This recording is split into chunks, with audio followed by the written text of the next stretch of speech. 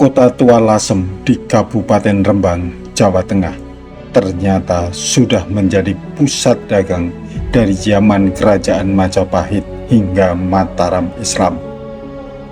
Kota ini mengakomodir budaya Cina, Arab, dan pribumi. Halo, Assalamualaikum. Salam sejahtera untuk semua. Jumpa lagi dengan saya di channel Obrolan Haris. Beberapa kali saya melintasi Pantura di Jawa Tengah. Saya terkesima dengan Lasem, sebuah kecamatan di Kabupaten Rembang. Daerah ini memiliki sejumlah bangunan kuno, bukti sejarah bahwa Lasem pernah menjadi daerah penting di masa lampau. Dari peninggalan dan bukti sejarah, terbukti Lasem menjadi pusat dagang sejak era Kerajaan Majapahit hingga Demak, Mataram Islam, serta zaman kolonial Belanda. Saya kabarkan dulu ya soal Lasem ini. Lasem adalah daerah pesisir di utara Jawa yang memiliki keindahan alam berupa pantai, dataran rendah, dan dataran tinggi. Lasem memiliki luas 45,04 km persegi dan terdapat 20 desa.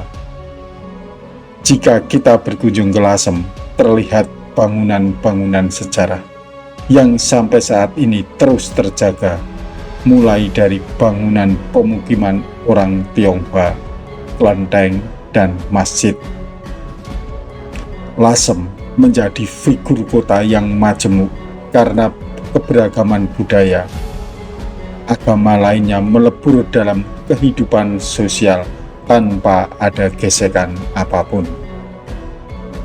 Lasem merupakan refleksi kota yang mengakomodir perpaduan kebudayaan Arab, Cina, dan pribumi.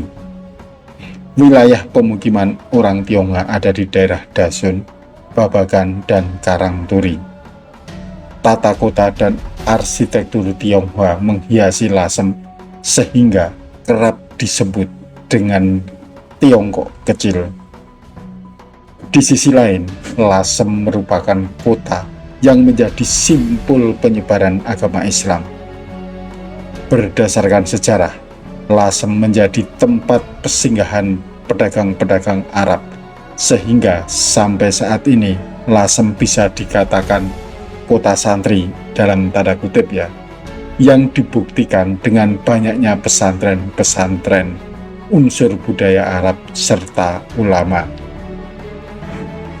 Sebutan Lasem pertama kali muncul pada kesusastraan era Majapahit yang ditulis pada abad ke-14 Masehi.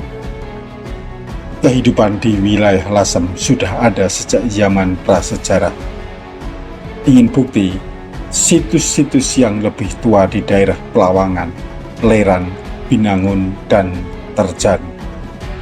Bukti tersebut menandakan bahwa kehidupan di Lasem sudah ada sejak zaman prasejarah di pesisir Laut Jawa Tengah dan Jawa Timur. Wilayah Lasem strategis untuk dijadikan pelabuhan karena terlindung dari angin dan gelombang laut. Diperkirakan penghuni pertama di Lasem yaitu para penutur Austronesia yang datang melalui jalur laut. Lasem mulai berkembang sekitar abad 13 yang saat itu menjadi wilayah kecil, bagian dari Kerajaan Majapahit. Melalui Serat Badrasanti, Lasem menjadi wilayah negara agung yang menjadi bagian dari kerajaan dan dikelola oleh Bre. Bre itu kerabat dekat raja. Wilayah Lasem di bawah kekuasaan Kerajaan Majapahit dipimpin oleh perempuan yang bernama Dewi Indu, putri dari Wijaya Rajasa atau Bre Wengker dan Raja Dewi atau Bre Daha. Dewi Indu sebagai pemimpin wilayah Lasem berparas cantik dan dikenal oleh pemimpin di bawah kekuasaan Kerajaan Majapahit. Kemudian, Dewi Indu meninggal dunia, sehingga tonggak kepemimpinan diserahkan kepada putrinya yang bernama Nagarawardhani. Pada saat itu pula, setelah Hayam Wuruk meninggal dunia, kepemimpinan diserahkan kepada keponakannya, yaitu Wikramawardhana. Pemimpin kerajaan Majapahit tersebut menunjuk Kusumawardhani untuk menjadi Bri Lasem, sehingga terjadi dualisme kepemimpinan di Lasem dan terjadi perang dingin, sampai akhirnya Nagarawardhani dan Kusumawardhani sama-sama meninggal dunia pada tahun 1400. Kemudian Wikramawardhana mengangkat istri Bri Tumapel untuk menjadi Bri Lasem, yang pada akhirnya terjadi perselisihan. Dengan demikian, kekuasaan kerajaan Majapahit di Lasem semakin melemah, sehingga menyebabkan peralihan kekuasaan kepada kerajaan-kerajaan Islam yang berkembang pesat di wilayah tersebut. Berakhirnya kekuasaan Majapahit di Lasem disebabkan karena terjadi perang antara Majapahit melawan Daha Kediri yang letaknya berdekatan. Wilayah kekuasaan Majapahit mulai terlepas secara perlahan. Kerajaan Demak muncul dan berdiri seiring dengan runtuhnya Majapahit. Demak merupakan kerajaan Islam yang berada di Jawa Tengah. Dulu Demak merupakan wilayah kekuasaan kerajaan Majapahit. Kerajaan Demak kemudian dipimpin oleh Raden Patah, yang merupakan anak dari Raja Majapahit, yaitu Bri Kertabumi atau Brawijaya V, dan ibunya menganut agama Islam yang berasal dari Campa. Ketika Lasem berada di bawah kekuasaan Demak, Lasem dipimpin oleh Pangeran Santi Puspa. Ia berhasil memanfaatkan wilayah pesisir Lasem sebagai wilayah perdagangan jalur laut. Kekuasaan kerajaan Islam di Lasem mengalami pemindahan kekuasaan dari kerajaan Demak ke kerajaan Mataram Islam. Hal ini terjadi usai Sultan Agung menaklukkan kerajaan-kerajaan yang berada di pesisir. Lasem pada zaman kolonialisme terjadi monopoli perdagangan yang dilakukan oleh VOC. Pedagang Tionghoa lihai dalam berdagang sehingga VOC cemburu dan muncul sikap tidak senang kepada para pedagang Tionghoa tersebut. VOC pun menerapkan kebijakan yang membatasi gerak etnis Tionghoa seperti bertempat tinggal di daerah tertentu dan mewajibkan untuk membawa surat khusus apabila melakukan perjalanan. Etnis Tionghoa mengalami diskriminasi yang tinggi dalam pengelompokan rasial tersebut. Tahun 1740 terjadi tragedi pembantaian terhadap etnis Tionghoa di Batavia. Masyarakat Tionghoa yang lolos dari pembantaian melarikan diri ke sejumlah daerah, salah satunya ke Lasem ini. Etnis Tionghoa tersebut melebur dan menjadi orang Jawa serta masuk agama Islam untuk terhindar dari sikap rasial penjajah. Pada tahun 1811 sampai 1816, pemerintah kolonial membangun jalan raya pos yang membentang di wilayah pesisir utara Jawa yang membelah pecinan Lasem menjadi dua, yaitu Desa Babakan, Soditan, dan Karangturi. Karena Lasem terletak di pinggir laut, maka sejak dahulu Lasem menjadi pusat jalur perdagangan ke Jawa serta berada dalam lintasan jalur darat yang menghubungkan kota-kota penting lainnya seperti Semarang, Demak, Gresik, dan Surabaya. Lasem sejak dulu sudah menjadi kota bandar pelabuhan yang penting saat era kerajaan Majapahit. Pada saat itu, Lasem merupakan wilayah kekuasaan Majapahit yang dipimpin oleh Bri Lasem. Lasem menjadi daerah penopang pusat perdagangan Kerajaan Majapahit dan kekuatan maritim.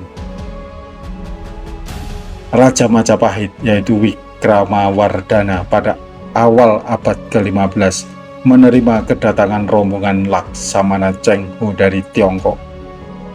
Pelayaran yang dilakukan oleh Laksamana Cheng Ho dilakukan dalam 7 kali dari tahun 1405 sampai 1433 Masehi. Setiap pelayaran melibatkan 300 kapal dan kurang lebih 28.000 awak kapal untuk membawa misi wilayah yang dikunjungi mengakui kekuasaan dinasti Ming, bukan upaya monopoli perdagangan. Setelah menerima kedatangan rombongan dari Tiongkok tersebut, Kerajaan Majapahit mengeluarkan kebijakan bebas pajak terhadap rombongan Laksamana Cheng Ho di sejumlah wilayah pelabuhan seperti Gresik, Surabaya, Tuban, dan Lasem. Kebijakan tersebut mengakibatkan gelombang pedagang dari Tiongkok terus berdatangan ke Lasem untuk berdagang dan juga menetap di wilayah tersebut.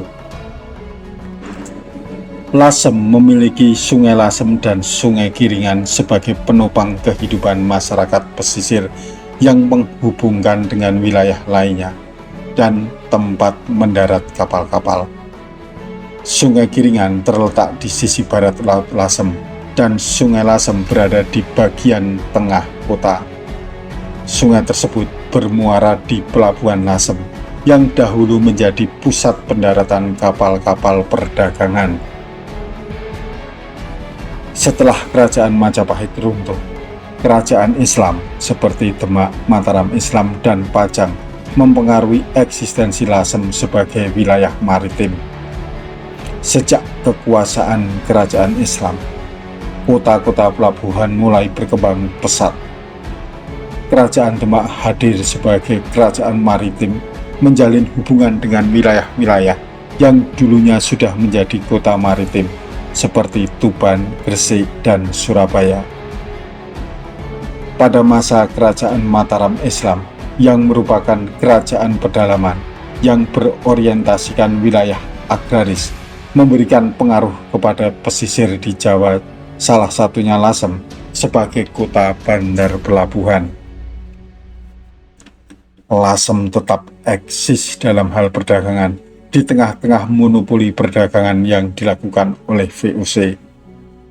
Lambat laun, dengan adanya monopoli yang dilakukan VOC, terjadi peperangan antara masyarakat pribumi dan Tionghoa untuk melawan VOC yang kemudian disebut dengan Perang Kuning tahun 1751. Peperangan ini diakhiri dengan kekalahan yang terjadi pada masyarakat pribumi dan Tionghoa. Pada masa kolonialisme, Lasem tetap menjadi kota bandar pelabuhan yang menopang pusat perdagangan dan industri di Jawa. Lasem memiliki jejak peninggalan maritim di masa lalu. Perahu kuno yang ditemukan di Desa Punjul Harjo pada tahun 2008 yang memiliki pertanggalan 660 sampai 780 Masehi menjadi bukti bahwa sejak dulu Lasem menjadi wilayah maritim. Pembuatan perahu Punjul Harjo ini menggunakan teknik tambuku terikat yang merupakan teknik pembuatan perahu Nusantara. Dalam pembuatannya, perahu dirakit dengan pasak kayu yang kemudian disambungkan dengan papan perahu dan mengikatkan gading pada tambuku menggunakan ijuk. Tahun 2011 ditemukan jangkar tua yang diperkirakan merupakan jangkar kapal Tiongkok dan kapal kerajaan Majapahit yang ditemukan di perairan Karangsinden dengan panjang 4 meter dan lebar 3 meter. Jangkar tua ini dimonumenkan di Wisata Pantai Kartini, Rembang. Masuknya pedagang dari Cina dan Arab juga menyebabkan terjadinya akulturasi budaya di Lasem. Masyarakat Tionghoa yang tinggal di Lasem sehari-hari berbicara dengan bahasa Jawa, baik dengan orang Cina maupun orang Jawa. Jadi ini berbeda dengan orang Cina yang tinggal di Sumatera atau Kalimantan, di mana sebagian besar dari mereka tetap berbicara dengan bahasa Tionghoa. Akulturasi juga terjadi di bidang arsitektur. Rumah di Desa Karangturi yang merupakan daerah pemukiman pribumi dan Tionghoa memiliki corak akulturasi dari budaya yang pernah ada di Lasem. Rumah Tiongkok geladak yang dibangun sebagai bentuk campuran antara arsitektur Tiongkok dan rumah lokal. Akulturasi yang terbentuk yaitu bagian depan terdapat daun pintu yang bertuliskan huruf Tiongkok dan atap menggunakan arsitektur Jawa. Akulturasi budaya juga terlihat pada kain batik. Batik Lasem memiliki ciri khas yang unik dan tersendiri. Ciri khas tersebut terlihat dari motif batik yang memiliki pengaruh dari budaya Tionghoa. Dalam sejarahnya, batik Lasem ditekuni oleh masyarakat Tionghoa pada abad ke-18 dan 19. Karena batik memiliki peluang perdagangan yang menggiurkan dan menguntungkan, sehingga banyak masyarakat Tionghoa terjun ke bisnis tersebut. Sementara masyarakat pribumi banyak yang menjadi pegawainya. Corak warna yang terdapat pada batik Lasem juga terjadi percampuran budaya Jawa dan Tionghoa. Warna coklat tua dan biru tua merupakan sukan Majapahit. Akulturasi batik Lasem lainnya seperti adanya motif naga, motif swastika, motif awan Tiongkok yang mudah dikenali dengan warna gradasi, serta silang budaya yang terjadi pada motif batik Lasem, seperti motif latuhan dan motif watu wadas. Dari gambaran tadi terlihat jelas bahwa eksistensi kota Lasem sebagai salah satu wilayah maritim di pantai utara Jawa tetap terjaga meskipun zaman silih berganti. Masyarakat Lasem justru mampu membentuk budaya masyarakat pesisir dengan perpaduan budaya dari Jawa, Cina, dan Arab yang sangat menarik. Oke teman-teman, kita akan bertemu lagi pada episode berikutnya dengan topik yang berbeda. Sampai jumpa.